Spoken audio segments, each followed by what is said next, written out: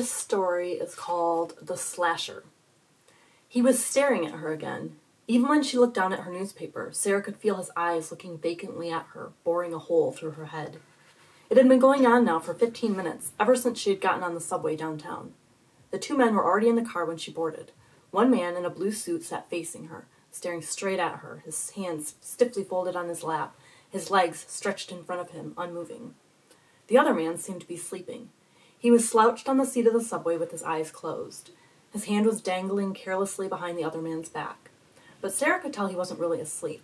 It was more like he was in a daze. He would open one eye every once in a while and look at his friend in the blue suit, as if checking on him to see if he was all right. They're probably drunk or on drugs, thought Sarah. Sarah hadn't really wanted to take the subway, but she'd missed the last bus because she had studied too late. The subway wasn't a very friendly place in the daytime, but at night, forget it. The subway station was dark and dirty, and the train itself was lit by an eerie green light that made everything and everybody look pale, almost like they were dead. And the sounds, they were the worst part. First there was the steady clackety-clack as the subway train bumped down the dark tunnel, and then a loud screech as it pulled into a station. Finally there was a low and painful groan as if a body had just given up its soul. But Sarah especially didn't want to take the subway because of the story that was going around. The newspapers were full of the subway slasher, a ruthless murderer who lurked in subway cars at night. The slasher picked empty cars and waited inside for people to board. Then he took a seat behind them and put a knife through their backs. It's just a story, Sarah thought to herself as the train clacked over the tracks through the dark.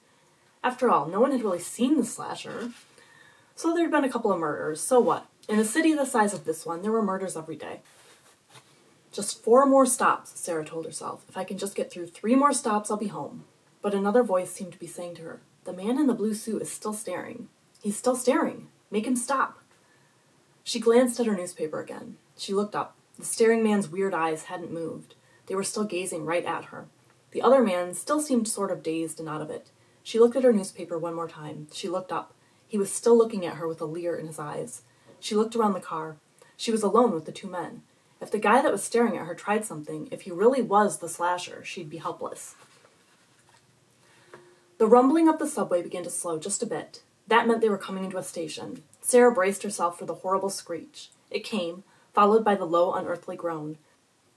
Sarah looked out of the window at the station platform.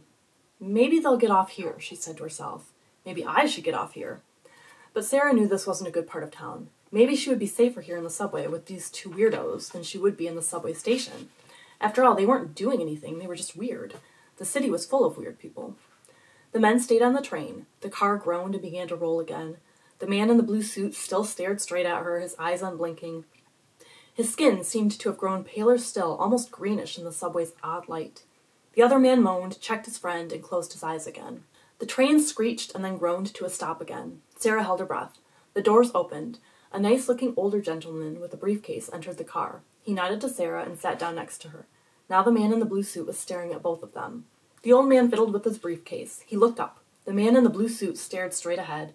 The old man reached inside his coat and pulled out a pen. The man in the blue suit stared straight ahead. The man next to Sarah took out a pad of paper from his briefcase.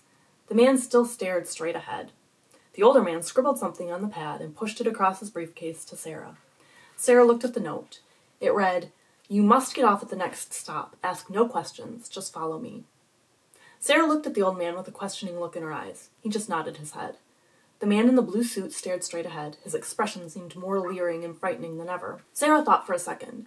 She had 2 choices. She could stay on the subway with the 2 strange men, or she could get off at the next stop with a total stranger who seemed, well, nice enough. But she didn't know him.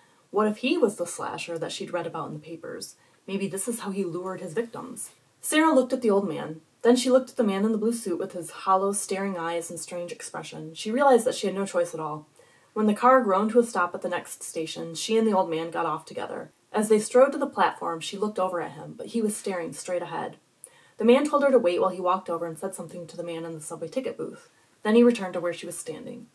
"My dear," he said after a pause, "I'm sorry to alarm you, but it was absolutely necessary that you got off that train immediately." "But why?" Sarah asked. "I mean, that guy in the blue suit seemed weird and all, but he didn't seem like he'd hurt me. He just stared.